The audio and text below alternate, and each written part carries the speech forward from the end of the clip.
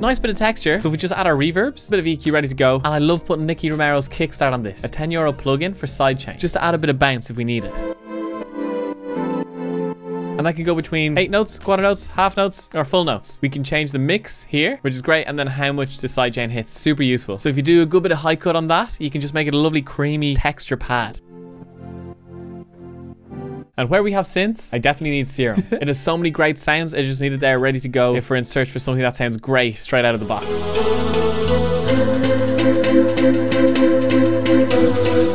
All of a sudden you've lost yourself for 10 minutes playing some random thing, but it's a lot of fun. Because violin's my first instrument, I always love adding strings where possible. Orchestra, strings, string ensemble pizzicato. The pizzicato on Logic's VSTs are so good.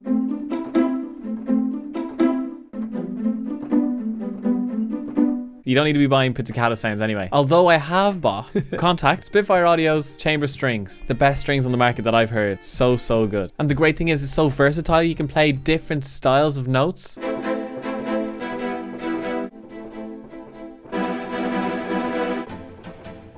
Oh, that's cool. It's like Pirates of the Caribbean.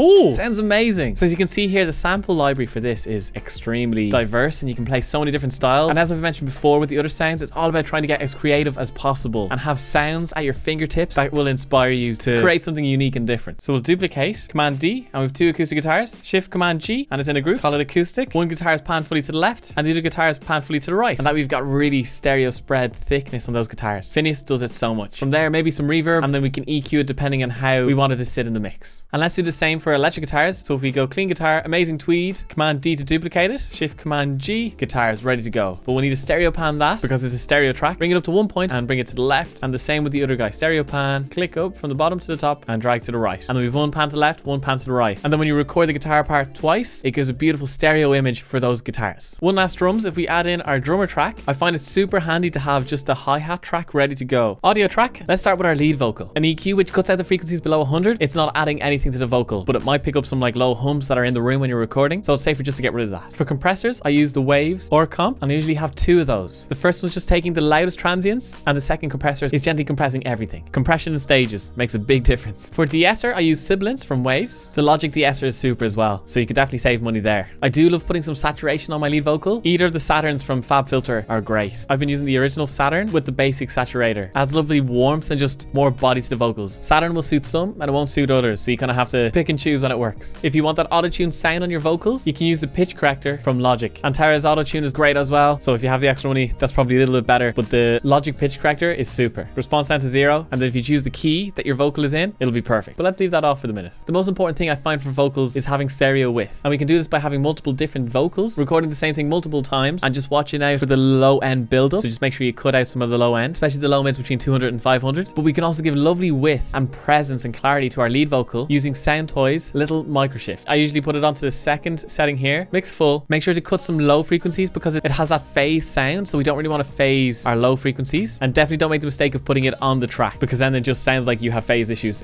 in your mix. So that's why it's lovely just to give it extra bit of stereo width on the bus. You can do the same thing using a chorus effect. For reverbs, we'll use our short and reverb from before, and depending on the vocal, it's handy to have multiple delays. So if we press X to open up our mixer, for delay I'm going to use the Echoboy Jnr. Make sure the mix is to full because it's on a bus. So 15 can be our quarter note delay, 16 will duplicate across the Echoboy and make it an 8th note delay. It's handy to have an 8 dotted note delay as well. That can be 17. And then we can have a quick slapback delay as well. So maybe just throw it to 60 milliseconds. And if you can see underneath me, you can see we've named all our buses here. I also love having an octave up and an octave down effect. For this, Soundtoys little Alter Boy, one of my favorite plugins. This Soundtoys bundle is so good. So pitch down full, and we can just give it a little bit of drive as well. That can be an octave low. And then on 21, we can do the same, but pitch up an octave. So you can use those buses on your vocals depending on what the track calls for. If we double the lead vocal track and call it double low, so it's a low octave double, and that can just stay down the middle and doubling the lead vocal. Always handy to have. Ed Sheeran does it all the time in the chorus. It's also handy to have a double out the right and a double left. Sometimes you might not pan those out fully. You might pan them 40-40 or 30-30, depending on what we're looking for. In this instance, let's go 25-25. We'll make a new track. We'll make harmony A, harmony B, harmony C, and harmony D. These could be panned 40-40, full left and full right. This This way we have harmony tracks ready to go at all times. And we can group all those vocals by going Shift Command G. You could also send these to an auxiliary track, but I prefer grouping them just because it's a lot more visual. On those rare occasions that you need to really crank the distortion, OTT can be really useful. I'll just leave it there on bus 25. It's a super free plugin we can use to get a beautiful high-end crackle, add lovely texture on top of a synth or a vocal. As you can see, I use the FabFilter bundle, the Soundtoys bundle, and the Waves bundle a lot. The Soundtoys bundle is the best thing I've ever spent money on. If I was to advise you to pick up one thing from all of this, that'll be the thing. It can really help you in the creative process. I made a video about my favorite free plugins, and you can check it out right here.